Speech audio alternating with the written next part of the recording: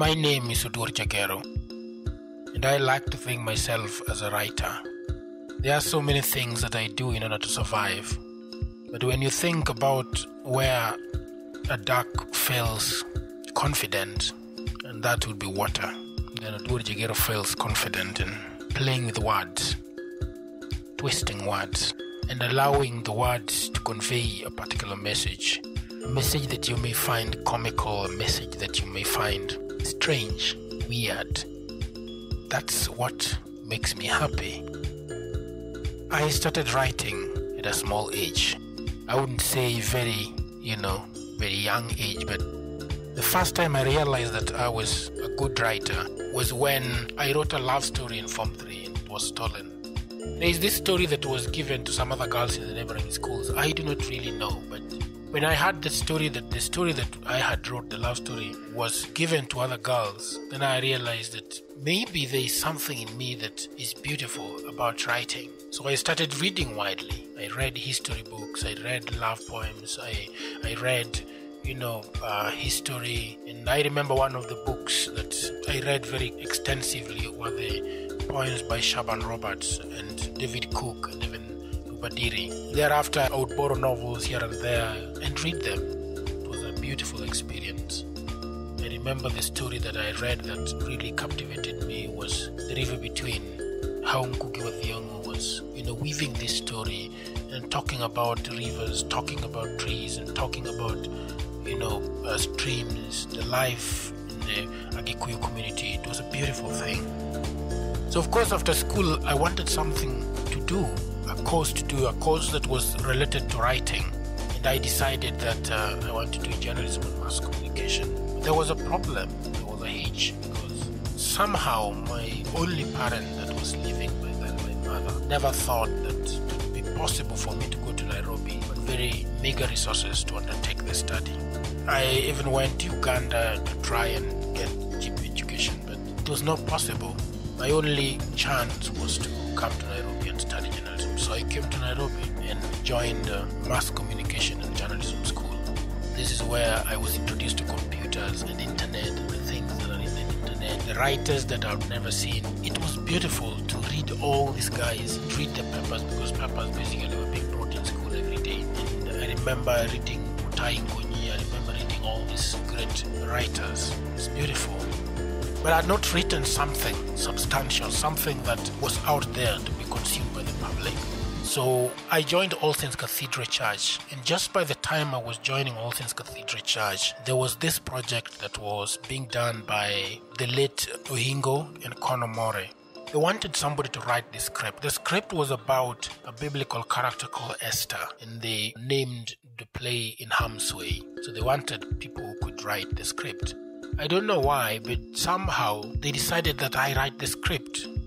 It was intimidating. There were all these people that had been exposed in Nairobi for a long time. I remember the very good friend Enos Changulo was around that time. But Philip Ohingo and Konomore somehow decided that I write the script.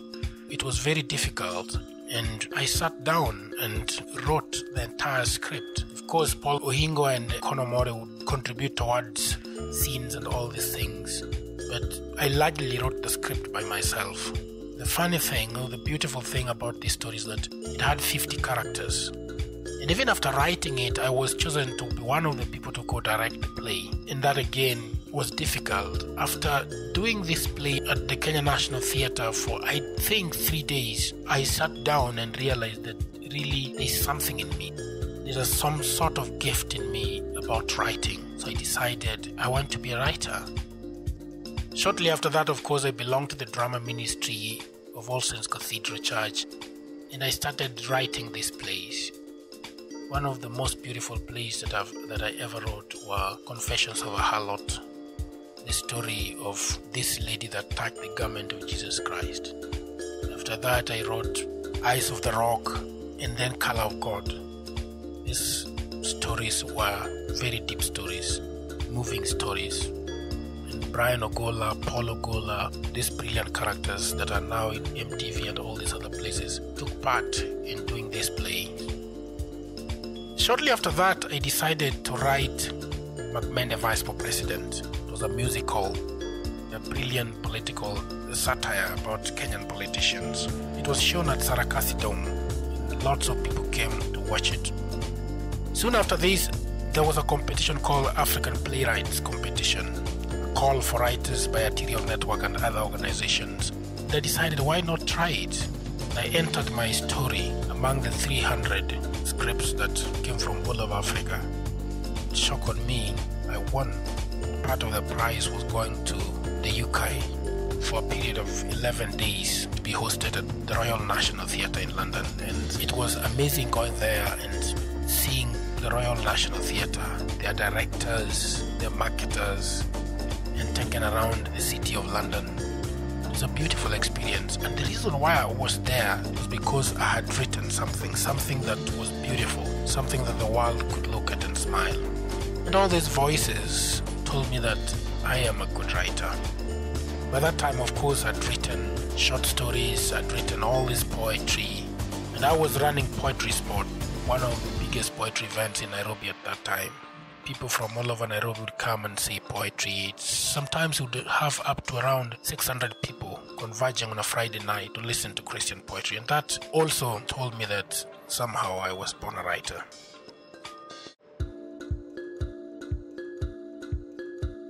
What I go through when I'm writing is that writing for me is therapeutic. Writing is this world where I dip myself and begin to talk with my characters. I begin to see them. I begin to interact with them. And I begin to direct them on the things that they want to do. I create mountains for them that they have to climb. I create valleys for them that they have to climb down into. And I create joy that they want to experience. I create love for them to experience. I normally think about my characters in a weird way. Anywhere I am, whether I'm in a matatu, whether I am in a car, whether I'm in a plane, I see my characters and begin to merge my characters with each other and begin to see how they develop. I write mostly when it's very quiet in the middle of the night, at around 11 to 1 in the night, from around 4 in the morning, when everything is quiet and all that I can hear are the sounds of my characters, the pain of my characters, the joy of my characters. That is all I want to experience at that time.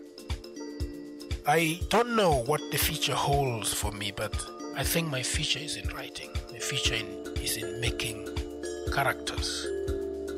It is hard, it is gradual, it's difficult at times, but when you have a passion, you have to follow that passion.